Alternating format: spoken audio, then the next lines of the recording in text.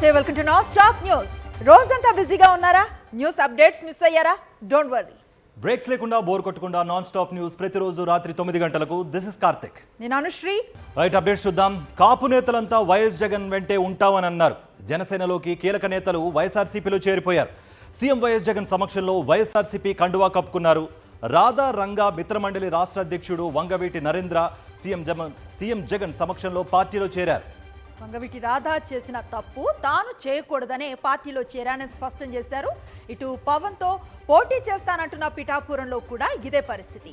జనసేన నాయకురాలు మాకినేడి శేషకుమారి ఆ పార్టీకి గుడ్ బై చెప్పేసి వైఎస్ఆర్సీపీలో చేరారు. ఇక ఎక్కడ పోటీ చేయాలో పవన్ కు తెలియటం లేదంటూ సెటైర్లు వేశారు ఎంపీ వంగ గీత. మీరే అన్నారు, రాజకీయ పార్టీ నాయకుడు అయి ఉండి మళ్ళీ అమిత్ షా గారు చెప్పడం అని అంటే క్లారిటీ ఉండాలి. రాజకీయాల్లో ప్రజల పట్ల అంకిత భావం ఉండాలి, రాజకీయాల పట్ల క్లారిటీ ఉండాలనేది నా అభిప్రాయం. ప్రజల పట్ల, నియోజకవర్గాల పట్ల, ప్రజల యొక్క అవసరాల పట్ల, ప్రజలను చూసే విధానం పట్ల ప్రజలు డబ్బులు కమ్ముడిపోతారనో ఇంకొకటనో చెప్పడం తప్పు. రాజశేఖర రెడ్డి గారి కుటుంబానికి, వంగవీటి కుటుంబానికి ఎప్పటి నుంచో చాలా మంచి అవినాభావ సంబంధం గత 4 దశాబ్దాలుగా ఉందనే విషయం అందరికీ తెలుసు. అయితే మా కుటుంబంలో ఎప్పటి నుంచో వైఎస్ఆర్ కాంగ్రెస్ పార్టీలో ఉన్నటువంటి నా తమ్ముడు రాధా కిందటిసారి చేసినటువంటి ఒక తప్పు, రాష్ట్ర సంక్షేమం కోసం ఏ ప్రభుత్వం అయితే పనిచేస్తుందో దాంతో ముందుకెళ్లాలనే ఉద్దేశంతోనే ఏ కూటమైతే ప్రజల కోసం అని చెప్పని పెట్టుకున్నారో దాన్ని విభేదించి భారతీయ జనతా పార్టీ నుంచి బయటికి రావటం, వైఎస్ఆర్ కాంగ్రెస్ పార్టీలో చేరటం అనేది ఇవాళ జరిగింది. ఎందుకంటే ఈ కూటమిలో జరుగుతున్నటువంటిది ప్రజల కోసం కాదు, వాళ్ళ యొక్క స్వార్థం కోసం అనేది అది ప్రజలకి పూర్తిగా తెలియచేయాలని చెప్పనేది కూడా నా యొక్క ఆకాంక్ష. పార్టీ అన్నది ఒక విధి విధానాలతో వెళ్ళాలి. అక్కడ విధి విధానాలు లేవు. అలాగే పవన్ కళ్యాణ్ గారికి అక్కడ పిఠాపురం నుంచి పోటీ చేస్తున్నారు అంటే అక్కడ 1,00,000 ఓట్ల మెజార్టీ వస్తుందని ఏదో నమ్మకంతో ఆయన ఏదో చెప్తున్నారు అంతే తప్ప అక్కడ పిఠాపురం ప్రజల్ని అర్థం చేసుకుని వారి మనోభావాల్ని గమనించి వారికి ఏం కావాలి ప్రజలకు అందుబాటులో ఉండాలి, ప్రతి సమయం వారికి కేటాయించాలి. అక్కడ ఆ ఇబ్బందికరమైన పరిస్థితులు ఇప్పటికీ ఉన్నాయి. అలాగే కార్యకర్తలు, మండల ప్రెసిడెంట్లైనా, కార్యకర్తలైనా, అలాగే జనసేన కుటుంబీకులైనా అందరూ కూడా అసంతృప్తితో అక్కడ ఇబ్బంది పడే పరిస్థితి అయితే ఇప్పుడు పిఠాపురంలో ఉంది.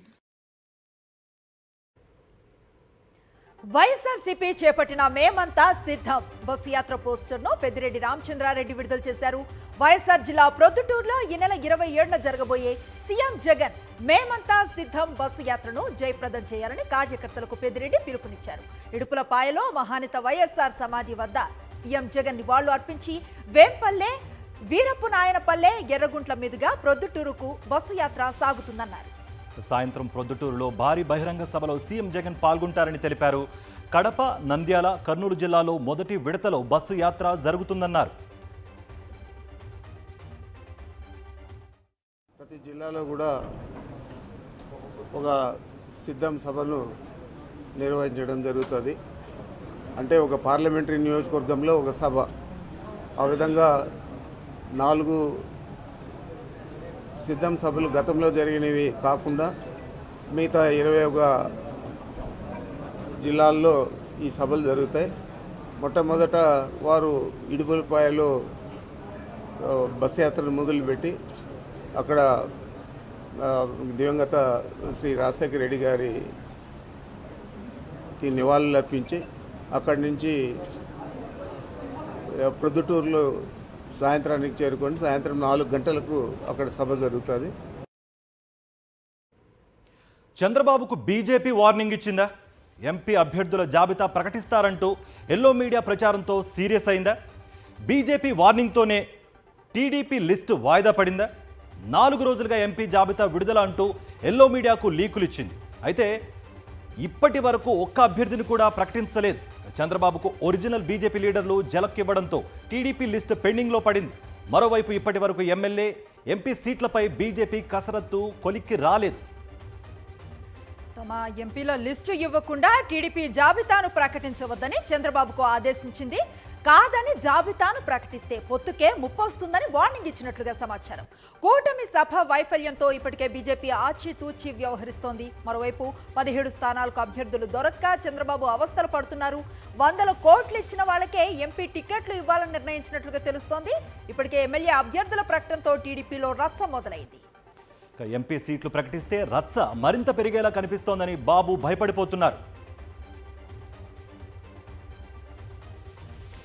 ఊసరవల్లిలా రంగులు మార్చే వ్యక్తి చంద్రబాబు అని విమర్శించారు విజయవాడ ఎంపీ కేశినేని నాని. ఎన్టీఆర్ ఆత్మగౌరవాన్ని బీజేపీకి బాబు తాకట్టు పెట్టారని ఆరోపించారు. పిఠాపురంలో ఓడిపోవటానికి పవన్ సిద్ధమయ్యారన్నారు.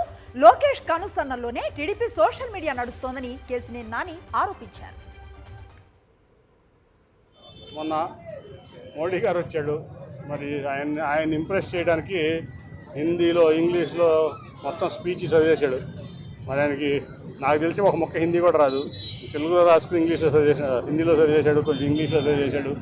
అంతకుముందేమో టెర్రరిస్ట్ అన్నాడు. ఇప్పుడు అసలు ఆయనంత మంచివాడు లేడు, గొప్పవాడు లేడు, ఈ దేశానికి ఆయనంత నేత లేడు అన్నాడు. అంతకుముందేమో ప్రపంచ దేశాలు మోడీ గారిని అసహించుకుంటూనే అన్నాడు. వాళ్ళ ప్రపంచానికే మోడీ గారు ఆదర్శం అన్నాడు.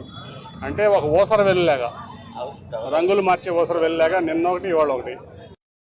సీఎం జగన్ పేదల కోసం చిత్తశుద్ధితో పనిచేస్తున్నారని జాతీయ బీసీ సంక్షేమ సంఘం అధ్యక్షుడు ఎంపీ ఆర్ కృష్ణయ్య అన్నారు.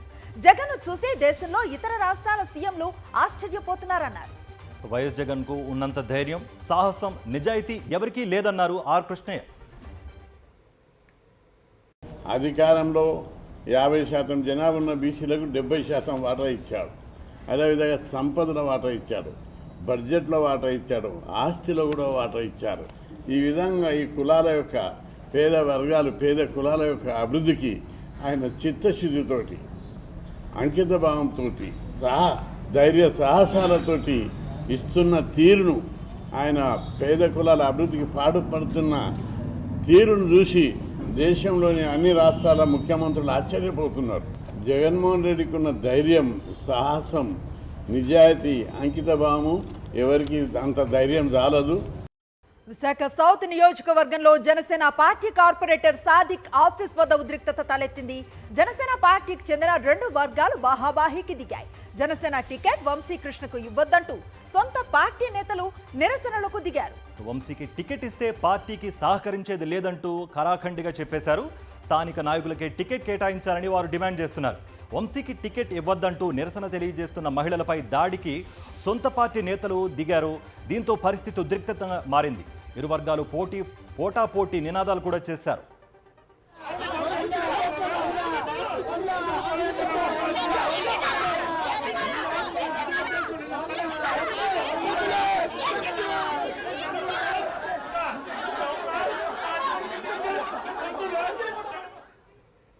టీడీపీ నేత కొండబాబుకు కాకినాడ ఎమ్మెల్యే ద్వారంపూడి చంద్రశేఖర్ రెడ్డి సవాల్ విసిరారు. ఓఎన్జీసీ నుంచి 1000 కోట్లు తీసుకున్నట్లు నిరూపించగలరా అని ప్రశ్నించారు. తనపై ఆరోపణలు నిరూపిస్తే రాజకీయాలు వదిలేస్తా, లేదంటే కొండబాబు వచ్చే ఎన్నికల్లో తప్పుకుంటారా అని సవాల్ విసిరారు ఎమ్మెల్యే ద్వారంపూడి. ఓఎన్జీసీ అనేది ఒక కేంద్ర ప్రభుత్వ సంస్థ.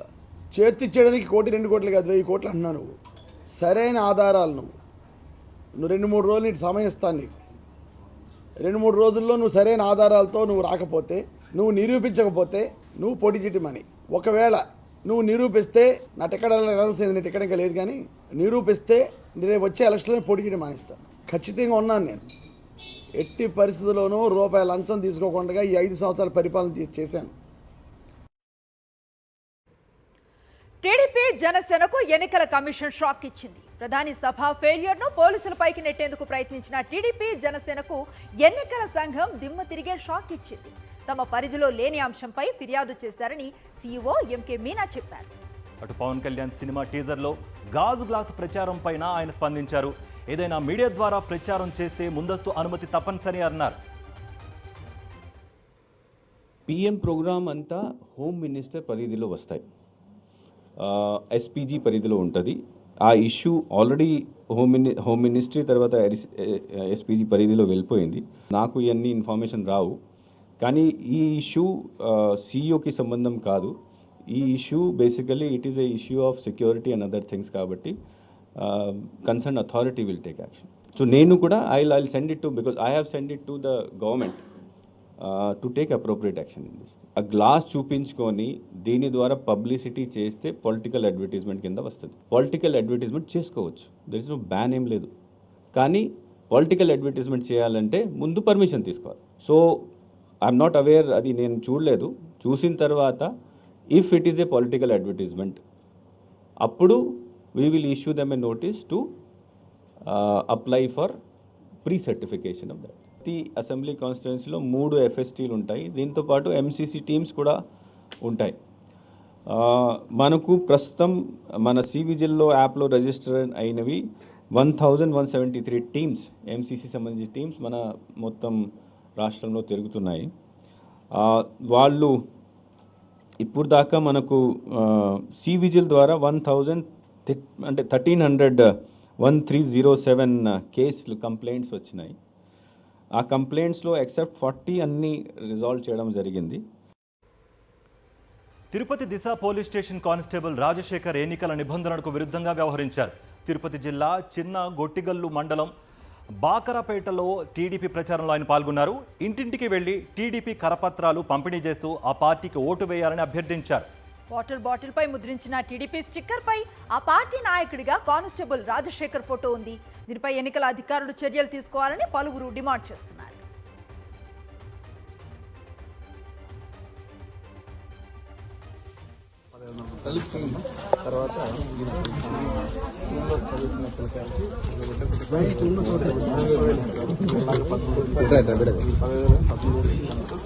మూడు గ్యాస్ ఫ్రీగా ఇస్తారు, సిలిండర్లు ఫ్రీగా ఇస్తారు. తర్వాత ఆ బస్సులో ఆడవాళ్ళు మన రాష్ట్రంలో ఎక్కడ పోయినా తెలంగాణ ముఖ్యమంత్రి రేవంత్ రెడ్డిపై ట్విట్టర్ వేదికగా తీవ్ర స్థాయిలో విమర్శలను ఎక్కుపెట్టారు బీఆర్ఎస్ వర్కింగ్ ప్రెసిడెంట్ కేటీఆర్. రైతులంటే కాంగ్రెస్ ప్రభుత్వానికి ఎందుకింత చిన్న చూపు, పంటలు ఎండుతున్నా పట్టించుకోరా అంటూ ప్రశ్నించారు. ఢిల్లీ పెద్దల చుట్టూ ప్రదక్షిణాలు తప్ప గల్లీలో రైతుల కన్నీళ్లు కనిపించవా, వాళ్ళ ఆర్తనాదాలు వినిపించవా అంటూ ప్రశ్నించారు.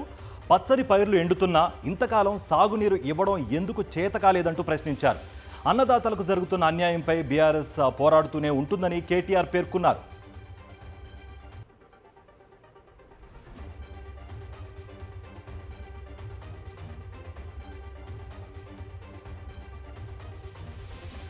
మెదక్ జిల్లా చిన్నకోడూరు మండలంలో అకాల వర్షంతో పంటలకు అపార నష్టం వాటిల్లింది. మండలం వ్యాప్తంగా చాలా చోట్ల పలు రకాల పంటలు దెబ్బతిన్నట్లుగా రైతులు ఆవేదన వ్యక్తం చేస్తున్నారు. చంద్లాపూర్ గ్రామంలో దత్తాత్రి అనే రైతు పందిరి సాగు విధానంలో 3 ఎకరాల్లో కాకర, బీర తోటలు పండిస్తుండగా గాలి దుమారంతో పందిరి సాగు మొత్తం నేలకు ఒరిగిపోయింది. దీంతో తాను తీవ్రంగా నష్టపోయానని ప్రభుత్వమే రైతులను ఆదుకోవాలని కోరుతున్నారు.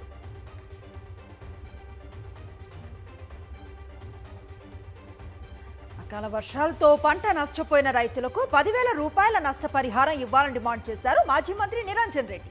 రైతులు బాధలో ఉంటే ఒక్క మంత్రి కూడా భరోసా ఇవ్వలేదని మండిపడ్డారు.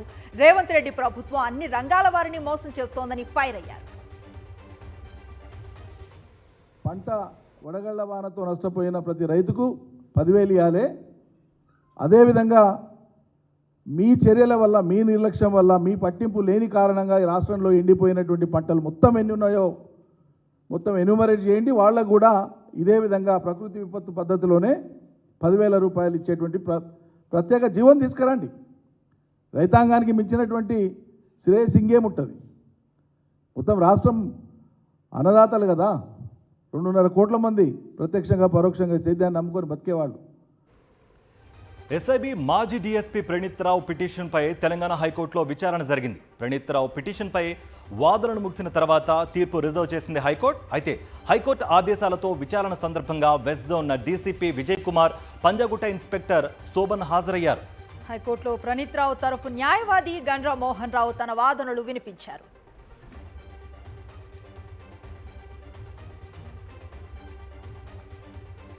అమెరికాలో హైదరాబాద్ విద్యార్థి అబ్దుల్ మహమ్మద్ కిడ్నాప్ కు గురయ్యాడు. క్లీవ్లాండ్ యూనివర్సిటీలో మాస్టర్స్ చదువుతున్న అబ్దుల్ను అపహరించి $1,200 చెల్లించాలని కాల్ చేసినట్లుగా అబ్దుల్ తండ్రి మహమ్మద్ సలీం తెలిపారు. డబ్బు చెల్లించకపోతే అబ్దుల్ కిడ్నీ మాఫియాకు అమ్మేస్తామని బెదిరిస్తున్నారని ఆవేదన చెందారు. మార్చి 7 నుంచి టచ్లో లేడని అబ్దుల్ తండ్రి వెల్లడించారు. అమెరికాలోని అబ్దుల్ బంధువులు క్లీవ్లాండ్ పోలీసులకు ఫిర్యాదు చేయడంతో లుకౌట్ నోటీసులు జారీ చేశారు. మార్చి 18న అబ్దుల్ను కాపాడటం కోసం సహాయం చేయాలని చికాగోలోని ఇండియన్ కౌన్సిల్కు లేఖ రాసింది అబ్దుల్ కుటుంబం. యాదాద్రి భువనగిరి జిల్లా మోత్కూరు మండలం అనాజ్పురంలో సినీపక్కీలో కిడ్నాప్ యత్నం జరిగింది. ఓ ఇంట్లోకి దూరి చిన్నపిల్లాడిని ఎత్తుకెళ్తుండగా గమనించిన స్థానికులు కిడ్నాపర్ని వెంబడించారు. దీంతో కిడ్నాపర్ బాలుణ్ణి వదిలి సమీపంలోని తోటలోకి వెళ్లాడు. కిడ్నాపర్ను పట్టుకునేందుకు తోటను చుట్టుముట్టిన స్థానికులు పోలీసులకు సమాచారం అందించారు. ఘటనా స్థలానికి చేరుకున్న పోలీసులు కిడ్నాపర్ను అదుపులోకి తీసుకున్నారు.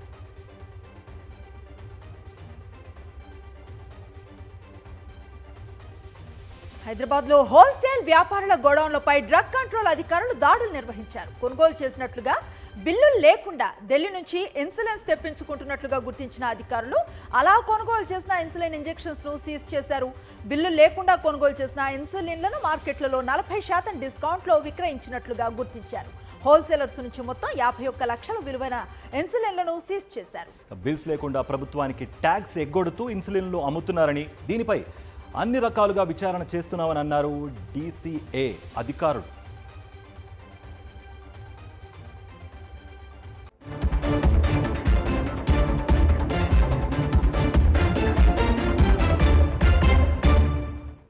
జాతీయ వార్తలను చూద్దాం. ఢిల్లీ లిక్కర్ స్కామ్ కేసులో 4వ రోజు బీఆర్ఎస్ ఎమ్మెల్సీ కవిత ఈడీ విచారణ ముగిసింది. కవితతో పాటు ఆమె పిఏలు రాజేష్, రోహిత్లను విచారించారు అధికారులు. కవిత అరెస్టు సమయంలో పిఏల ఫోన్లను సీజ్ చేసిన అధికారులు ఆ ఫోన్ల లాక్ తీయించి అందులోని సమాచారం ఆధారంగా ప్రశ్నించారు. విచారణ తర్వాత కవితను కేటీఆర్ న్యాయవాది మోహిత్ రావు కలిశారు.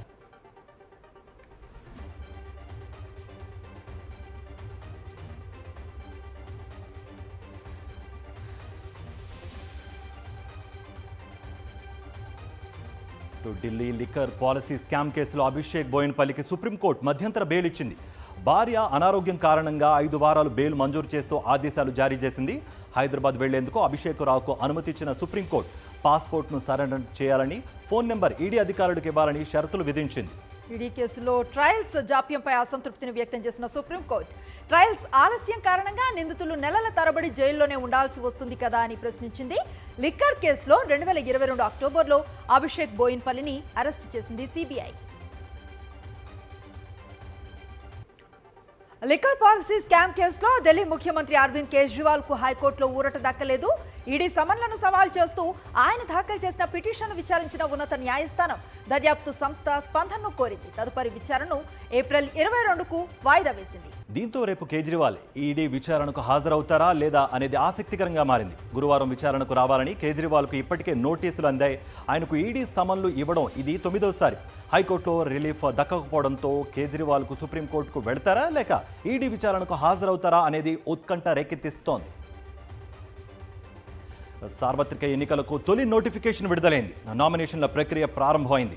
మొదటి విడతలో భాగంగా 21 రాష్ట్రాలు, కేంద్రపాలిత ప్రాంతాల్లోని 102 లోక్సభ నియోజకవర్గాలకు కేంద్ర ఎన్నికల సంఘం నోటిఫికేషన్ ఇచ్చింది.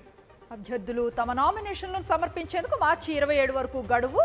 28న నామినేషన్స్ పరిశీలన ఉంటుంది. ఈ నెల 30 లోపు ఉపసంహరణకు గడువు ఉంటుంది. ఏప్రిల్ 19న తొలి విడత పోలింగ్ జరగనుంది.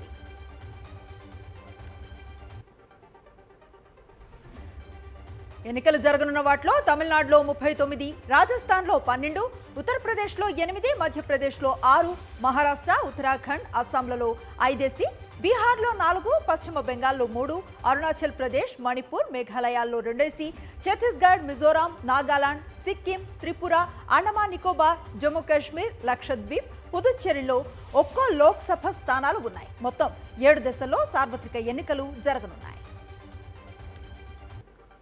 లోక్సభ ఎన్నికలకు మేనిఫెస్టో రిలీజ్ చేసింది తమిళనాడు సీఎం స్టాలిన్ నేతృత్వంలోని డీఎంకే. లీటర్ పెట్రోల్ ధర 75, లీటర్ డీజిల్ ధరను 65 రూపాయలకు తగ్గిస్తామని హామీ ఇచ్చింది. అలాగే జాతీయ రహదారులపై ఉన్న టోల్ గేట్లను పూర్తిగా తొలగిస్తామని ప్రకటించింది.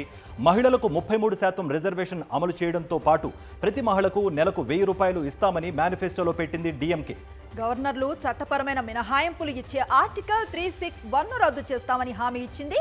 పుదుచ్చేరికి రాష్ట్ర హోదా డిమాండ్ చేసింది. జాతీయ విద్యా విధానం, నీట్, ఉమ్మడి పౌరస్మృతి, పౌరసత్వ సవరణ చట్టాలను తమిళనాడులో అమలు చేయమని మేనిఫెస్టోలో పేర్కొంది డీఎంకే. డీఎంకే మేనిఫెస్టో విడుదల చేసిన ఎంకే స్టాలిన్ పార్టీ తరపున లోక్సభ ఎన్నికల్లో పోటీ చేసే 21 మంది అభ్యర్థుల పేర్లను ప్రకటించారు. ఎంపీ కనిమొళి మరోసారి తూత్తుకుడి నుంచి బరిలోకి దిగుతున్నారు. దయానిధి మారన్ చెన్నై సెంట్రల్, తమిళిచ్చి తంగపాండియన్ చెన్నై సౌత్, ఏ రాజా నీలగిరిస్, టిఆర్ బాలు శ్రీపెరంబదూర్, అన్నాదురై తిరువన్నామలై నుంచి లోక్సభ ఎన్నికల్లో పోటీ చేయబోతున్నారు. తమిళనాడులో 39 ఎంపీ స్థానాల్లో డీఎంకే 21 సీట్లలో పోటీ చేస్తుంది. మిగిలిన 18 సీట్లను మిత్రపక్షాలైన కాంగ్రెస్, వామపక్షాలు, బీసీకే తదితర పార్టీలకు కేటాయించింది.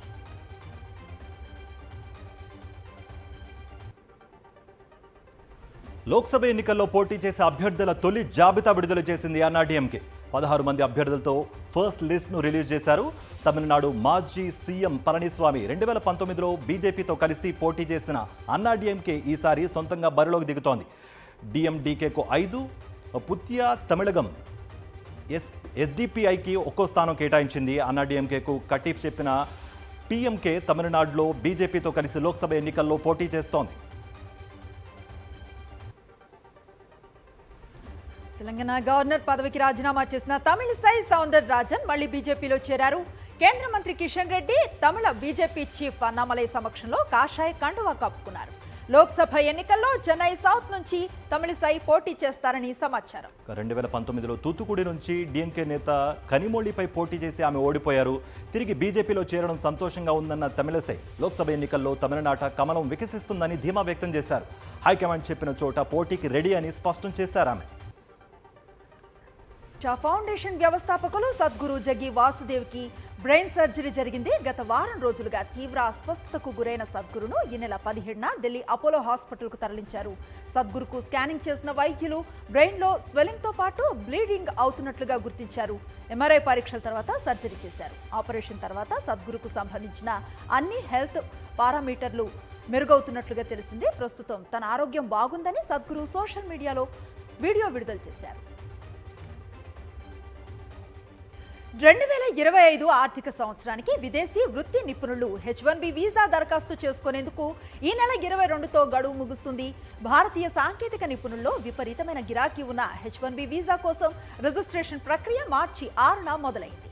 H1B క్యాప్ పిటిషన్లు ఆన్లైన్లో ఫారాల దాఖల ప్రక్రియ ఏప్రిల్ 1 నుంచి ప్రారంభం కానుంది. ఏటా 65,000 H1B వీసాలను మంజూరు చేస్తోంది అమెరికా ఇమిగ్రేషన్ విభాగం. దీన్నే H1B క్యాప్ అంటారు. మరో 20,000 వీసాలను అమెరికాలో మాస్టర్స్ డిగ్రీ పూర్తి చేసిన వారికి కేటాయిస్తారు. H1B వీసాలతో అత్యధికం భారత్, చైనా టెక్కీ నిపుణులకే అందుతున్నాయి.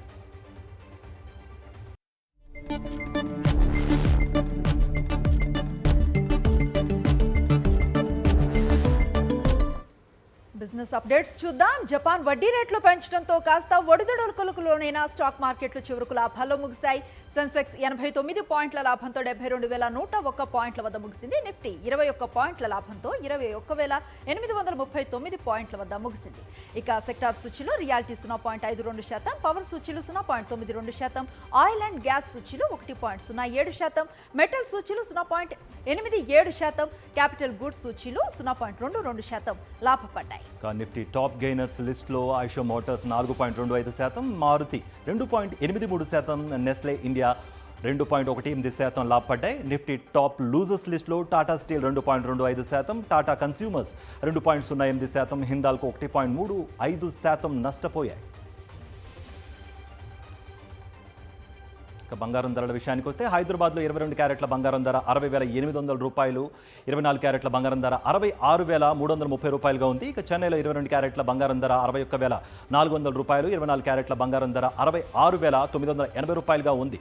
విజయవాడలో 22 క్యారెట్ల బంగారం ధర 60,810 రూపాయలు కాగా 24 క్యారెట్ల బంగారం ధర 66,340 రూపాయలుగా ఉంది. ఇక ముంబైలో 22 క్యారెట్ల బంగారం ధర 60,800 రూపాయలు, 24 క్యారెట్ల బంగారం ధర 66,330 రూపాయలుగా ఉంది. కేజీ వెండి ధర 77,000 రూపాయలుగా ఉంది.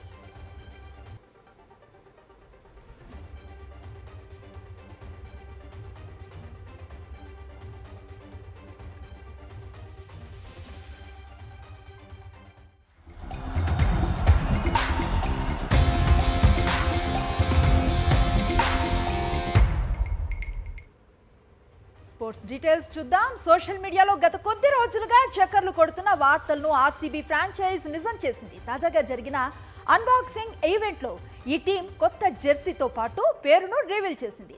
తన పేరులో చిన్న మార్పు చేసింది. మేమిష్టపడే నగరం, గర్వంగా అందిపుచ్చుకునే వారసత్వం, ఇది మా సరికొత్త అధ్యాయం, మీ జట్టు మీ ఆర్సీబీ అంటూ ఆర్సీబీ ట్విట్టర్ వేదికగా ప్రకటించింది.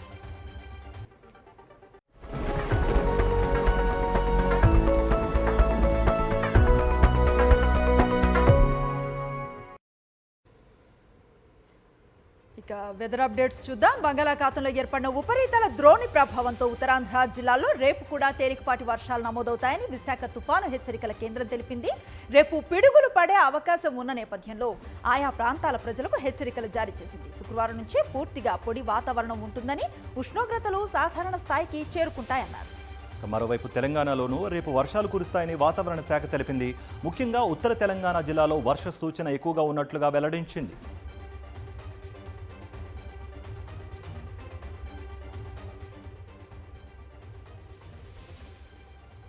రైట్, ఇవి నాన్ స్టాప్ న్యూస్ అప్డేట్స్.